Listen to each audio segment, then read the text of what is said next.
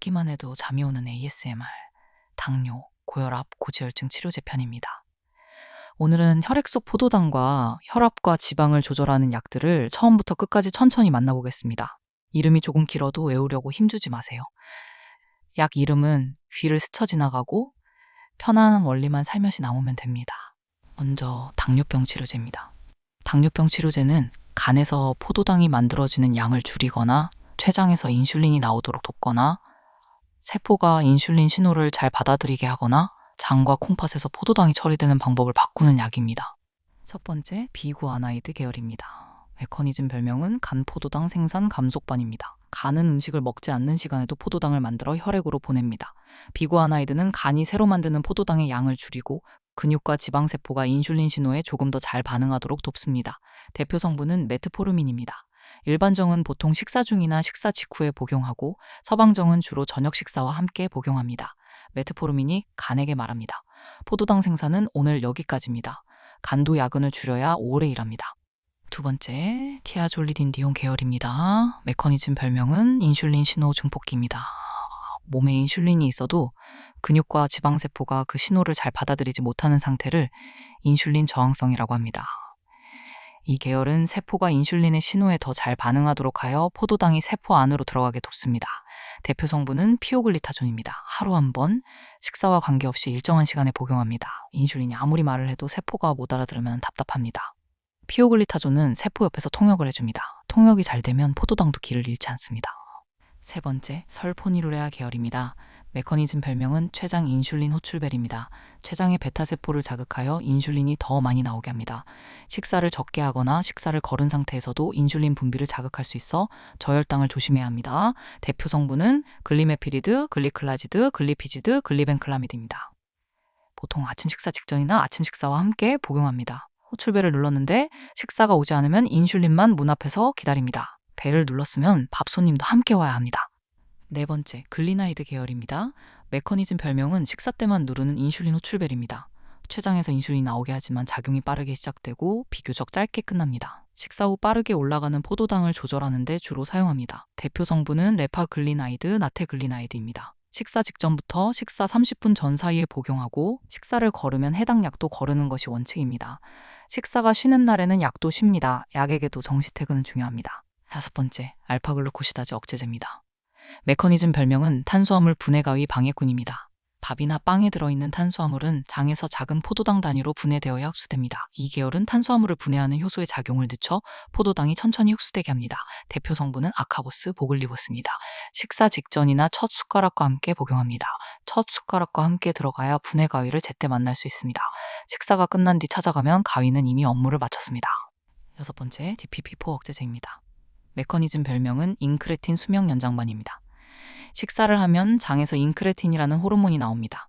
인크레틴은 혈당이 높을 때 인슐린 분비를 돕고 글루카곤을 줄여 간에서 포도당이 많이 나오는 것을 막습니다.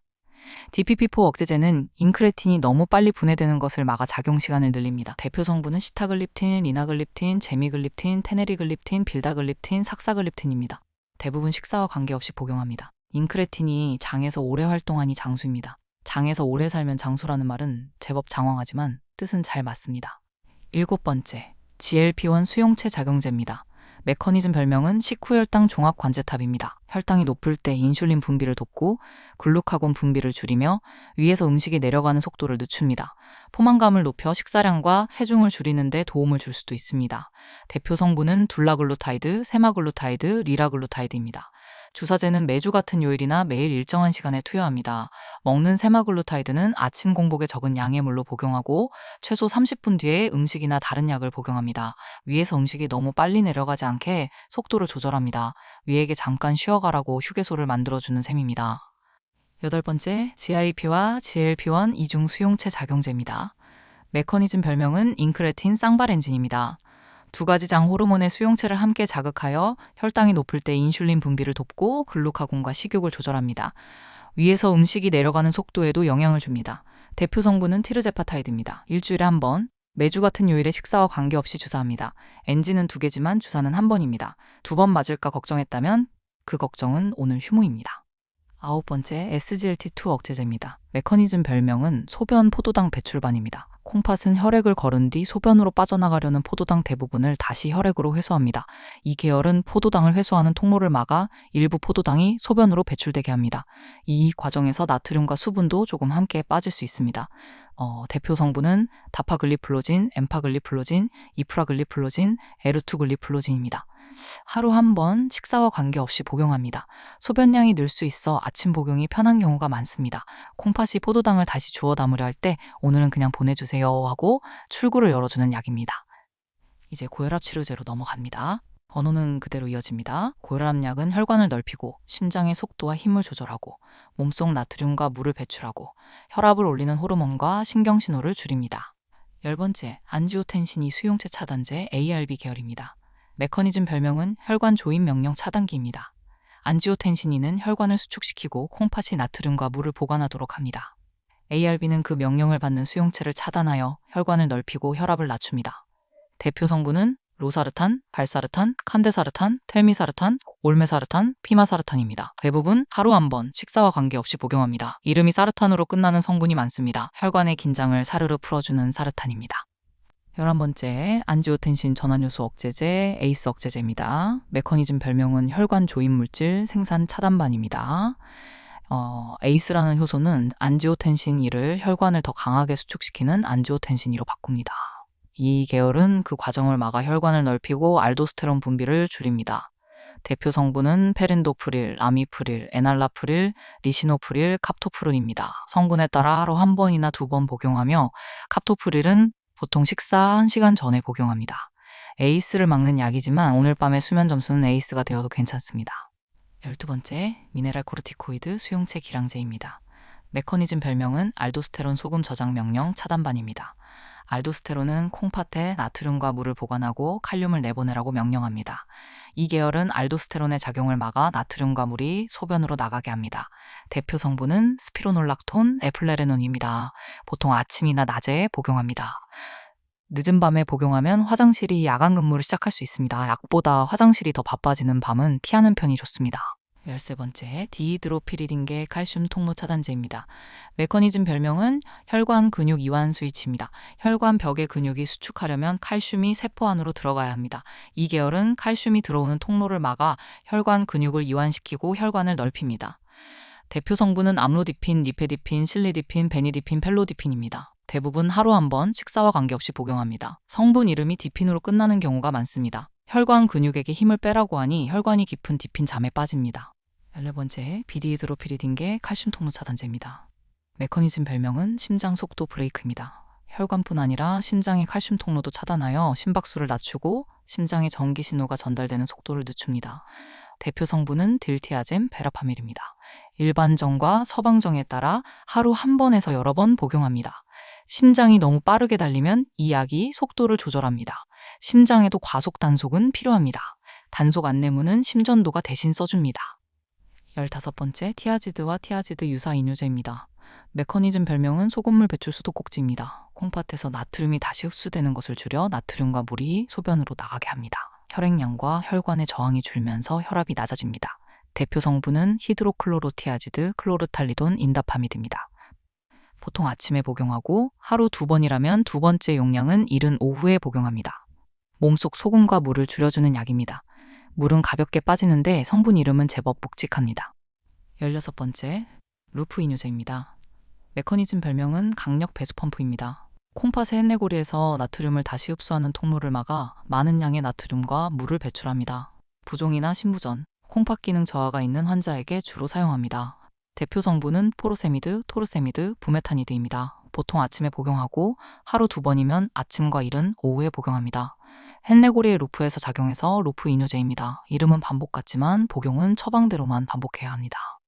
17번째, 베타 차단제입니다. 메커니즘 별명은 심장 엑셀 차단기입니다. 교감신경이 심장에 보내는 베타 수용체 신호를 막아 심박수와 심장이 수축하는 힘을 낮춥니다. 콩팥에서 혈압을 올리는 레닌이 나오는 것도 줄일 수 있습니다. 대표 성분은 비소프롤롤, 카르베딜롤, 네비보롤, 아테놀롤, 메토프롤롤입니다. 제품에 따라 하루 한 번이나 2번 복용하고 카르베딜롤은 식사와 함께 복용합니다. 베타라는 이름은 시험판처럼 들리지만 심장에서는 정식 직원으로 근무합니다. 18번째 알파1 차단제입니다. 메커니즘 별명은 혈관 조임 손잡이 해제반입니다. 혈관을 수축시키는 알파1 수용체를 차단하여 동맥과 정맥을 넓힙니다. 전립선과 방광 출구의 근육도 이완시킬 수 있습니다. 대표 성분은 독사조신, 테라조신, 프라조신입니다. 첫 복용이나 용량을 올릴 때 어지러울 수 있어 취침 전에 시작하는 경우가 많습니다. 자리에서 일어날 때는 천천히 움직여야 합니다. 혈압도 갑자기 일어나면 놀라고, 사람도 갑자기 일어나면 잠이 확 깹니다. 19번째, 중추성 교감신경 억제제입니다. 메커니즘 별명은 뇌 혈압방송 볼륨 다운입니다. 뇌에서 심장과 혈관으로 보내는 교감신경 신호를 줄여 심장이 빠르게 뛰고 혈관이 수축하라는 명령을 약하게 합니다. 대표 성분은 클로니딘, 메틸도파입니다. 정제는 하루 한 번에서 여러 번 나누어 복용하며 클로니딘 패치는 보통 일주일에 한 번 교체합니다. 뇌의 혈압방송 볼륨을 낮추는 약입니다. 지금 듣고 있는 방송의 볼륨도 편안한 만큼만 남겨두세요. 20번째, 직접 혈관 확장제입니다. 메커니즘 별명은 혈관문 직접 개방반입니다. 호르몬이나 신경을 거치지 않고 혈관 벽의 근육을 직접 이완시킵니다. 혈관이 빠르게 넓어지면 심박수가 증가하거나 몸에 수분이 찰 수 있어 다른 혈압약과 함께 사용하기도 합니다. 대표 성분은 히드랄라진, 미녹시딜입니다. 히드랄라진은 하루 여러 번, 미녹시딜은 하루 한 번이나 2번 복용할 수 있습니다. 혈관문을 직접 여는 약입니다. 노크는 생략하지만 처방은 생략할 수 없습니다. 이제 고지혈증 치료제로 넘어갑니다. 고지혈증 약은 주로 LDL 콜레스테롤을 낮추는 약과 중성지방을 낮추는 약으로 나눕니다.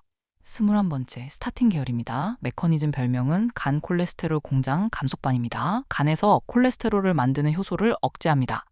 간에 콜레스테롤이 부족해지면 혈액 속 LDL을 잡아들이는 수용체가 늘어나 LDL 콜레스테롤이 내려갑니다. 대표 성분은 아토르바스타틴, 로수바스타틴, 피타바스타틴, 신바스타틴, 프라바스타틴입니다. 아토르바스타틴과 로수바스타틴은 아침이나 저녁 어느 때든 복용할 수 있고, 신바스타틴은 보통 저녁에 복용합니다. 이름이 스타틴으로 끝납니다. 콜레스테롤 공장의 스타 직원을 잠시 쉬게 하는 스타틴입니다. 22번째, 콜레스테롤 흡수 억제제입니다. 메커니즘 별명은 장 콜레스테롤 입국 심사대입니다. 소장의 MPC1L1 통로를 막아 음식과 담즙에 들어있는 콜레스테롤이 몸속으로 흡수되는 것을 줄입니다. 간은 부족한 콜레스테롤을 채우기 위해 혈액 속 LDL을 더 많이 회수합니다. 대표 성분은 에제티미브입니다. 하루 한 번 식사와 관계없이 복용합니다. 장에서 콜레스테롤의 입국을 제한합니다. 여건은 있어도 오늘은 입국 목적이 불분명합니다. 23번째, PCSK9 단클론항체입니다. 메커니즘 별명은 LDL 청소문 보호대입니다. 간세포의 LDL 수용체는 혈액 속 LDL을 잡아들이는 청소문 역할을 합니다. PCSK9은 이 수용체를 분해하지만 이 약은 PCSK9을 붙잡아 LDL 수용체가 오래 사용되도록 합니다. 대표 성분은 에볼로쿠맙, 알리로쿠맙입니다. 제품에 따라 2주마다 또는 한 달마다 피하 주사합니다. 청소문을 지키는 경비원 같은 약입니다. 문단속이 잘 되면 LDL도 슬쩍 지나가기 어렵습니다. 24번째, PCSK9 siRNA 계열입니다. 메커니즘 별명은 PCSK9 설계도 차단반입니다. 이미 만들어진 PCSK9을 붙잡는 것이 아니라 간세포 안에서 PCSK9을 만드는 메신저 RNA를 억제합니다. PCSK9이 줄어들면 LDL 수용체가 덜 파괴됩니다. 대표 성분은 인클리시란입니다. 첫 투여 후 석 달째에 다시 투여하고 이후 6달마다 주사합니다. 완성된 물건을 치우는 대신 설계도부터 조용히 접어두는 약입니다. 공장은 설계도가 없으면 잠시 멍해집니다. 25번째, 담즙산 결합수지입니다. 메커니즘 별명은 담즙산 포획 그물입니다. 간은 콜레스테롤을 이용해 담즙산을 만들고 사용된 담즙산 대부분을 장에서 다시 흡수합니다. 이 계열은 담즙산을 붙잡아 대변으로 배출시키고 간이 새로운 담즙산을 만들면서 콜레스테롤을 더 사용하게 합니다. 대표 성분은 콜레스티라민, 콜레세벨람입니다. 제품에 따라 식사 전이나 식사와 함께 복용하고 다른 약의 흡수를 방해할 수 있어 시간 간격을 둡니다. 담즙산을 그물로 잡는 약입니다. 물고기는 없고 담즙산만 잡으니 낚시 면허는 필요하지 않습니다. 26번째, 피브레이트 계열입니다. 메커니즘 별명은 중성지방 처리장 가속반입니다. PPAR-알파를 활성화하여 중성지방이 풍부한 입자가 더 잘 분해되고 제거되게 합니다. 특히 중성지방이 많이 높은 환자에게 사용합니다. 대표 성분은 페노피브레이트, 베자피브레이트, 겐피브로질입니다. 페노피브레이트는 제형에 따라 식사와 함께 복용하거나 식사와 관계없이 복용하고, 겐피브로질은 보통 아침과 저녁 식사 30분 전에 복용합니다. 중성지방 처리 속도를 올리는 약입니다. 중성지방에게 오늘 업무는 여기까지라고 퇴근 방송을 해줍니다. 27번째, 처방용 오메가3 지방산입니다. 메커니즘 별명은 간 중성지방 출고 감축반입니다. 간에서 중성지방이 만들어지는 양을 줄이고 중성지방을 운반하는 VLDL의 생산과 분비를 감소시킵니다.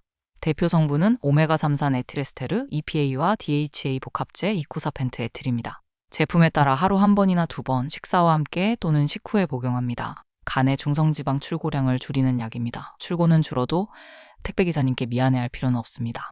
이제 오늘 들은 긴 약 이름들은 하나씩 야간 열차에 올라탑니다. 메트포르민도, 사르탄도, 스타틴도 조용한 객실에 자리를 잡고 멀어집니다.